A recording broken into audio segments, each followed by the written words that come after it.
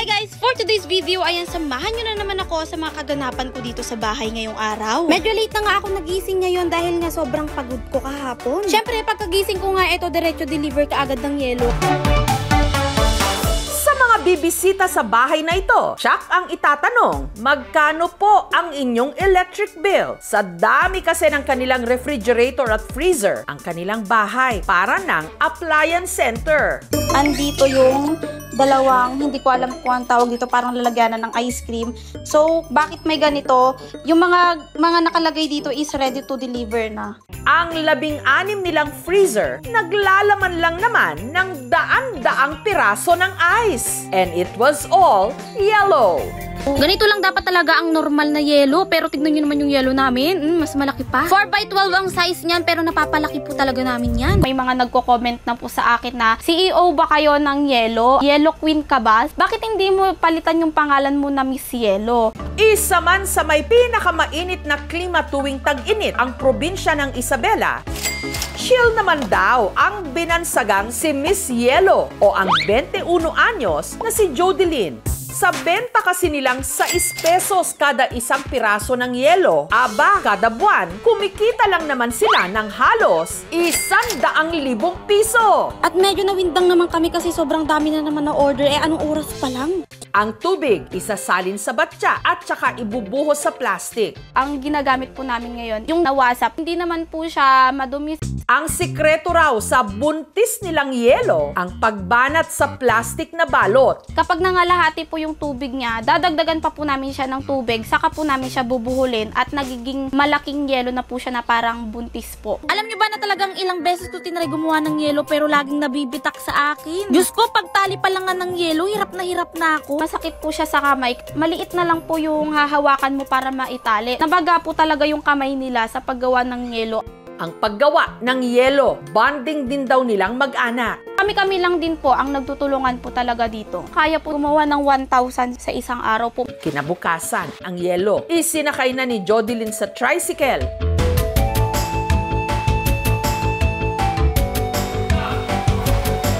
Diretso sa palengke.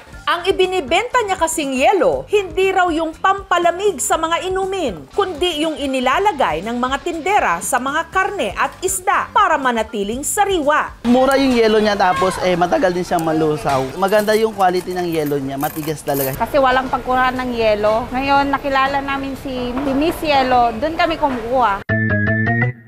Panganay sa 3 magkakapatid si Jodeline. Papa ko po, kung ano-ano po yung pinasok po niyang trabaho, construction, nagbote bakal, nangangalakal. Tapos si mama ko naman, namamasukan po siya, tagalinis, tagaluto, tagahugas po ng plato. At kalaunan, ipinamana sa kanila ng kanilang lola ang negosyo nitong karinderya. kaysa po pumili po kami sa iba ng yelo, kami na lang po yung gumagawa. Si mama kasi nun, every madaling araw po, pumupunta na po siya ng market para po bumili ng mga lulutuin po niya. Doon na po kinuha ni mama yung chance na tanungin yung mga fish vendor kung gusto ba nilang bumili ng mga yelo-yelos. Meron pong mga kumukuha ng pakonti-konti hanggang sa umabot na rin po kami sa kabilang palengke pa.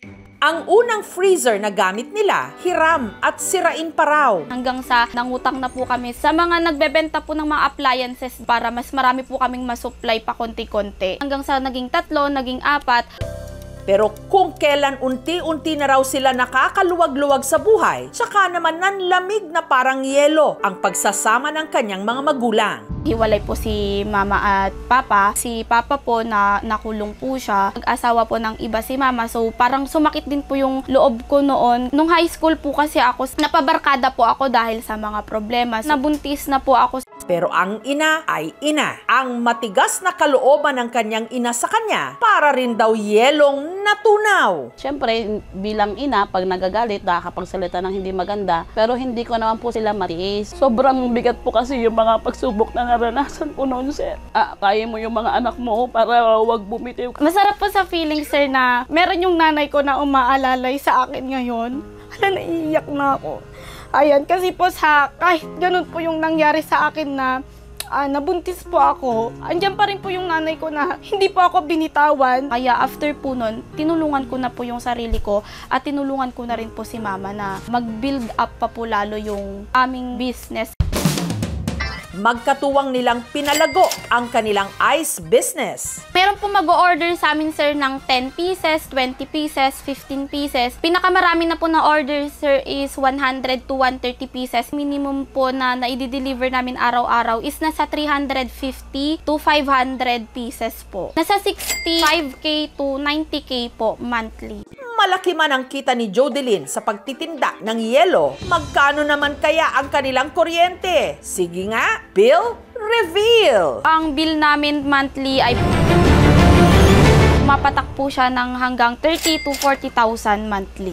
Hanggang sa kanilang pagsisikap, sina Jodeline nakapagpundar na ng 16 na freezers. Nakabili na rin sila ng 2 tricycle na ginagamit nila sa delivery. At ang dati nilang payak na bahay, unti-unti na rin nilang napaayos. Ang bahay po namin noon is tagpi-tagpi lang po na yero. Nung nagkaroon na po kami ng yelo, nunti-unti po namin itong bahay na maipatayo. Natustusan na rin daw nila ang pag-aaral ng iba pa niyang mga kapatid. Dahil po dito sa yelo, sir, nabibili po namin lahat ng gusto namin na hindi na po kami nahihirapan. Hindi po gaya ng buhay namin noon na kahit tsinelas lang po, hindi po kami makabili. Masarap po sa pakiramdam kasi hindi na po namin iisipin kung saan kami kukuha ng pambili po namin ng ulam. Dahil po may anak at asawa na po ako ngayon, sir, parang ngayon ko po naramdaman yung hirap ng magulang ko noon. Ang layo na po namin sa dating buhay namin. Hindi naman po mangyayari lahat ng ito kung hindi rin po dahil sa nanay ko po. Mama, thank you kasi hindi mo ako binitawan, hindi mo ko iniwan. Si mama ko po talaga ang original na Mrs. Yelo po talaga. Pinaranas mo pa rin sa aming magkakapatid yung magandang buhay na pinangarap mo sa amin noon. Pinapromise ko sa'yo na hindi din kita iiwan. Magpupursige ako sa buhay na sana nga sa pagtanda mo is kami namang magkakapatid yung magparanas sa'yo ng marangyang buhay. Laging andito si mama anak para sa'yo. Saan ka man makarating, saan man tayo mapadpad, kahit anong tagumpay man yung natatamasa mo ngayon anak, andito lang lagi si mama na nagmamahal sa'yo. Ito lang po ang masasabi ko sa inyo, binago po ng yelo ang buhay naming lahat dito. Para kay Miss Yelo, ang taong worth melting for, walang iba kundi ang kanyang ina. Sila ang magkatuwang. Kaya naman kung dati sila'y 0, dahil sa yelo, sila'y umasenso.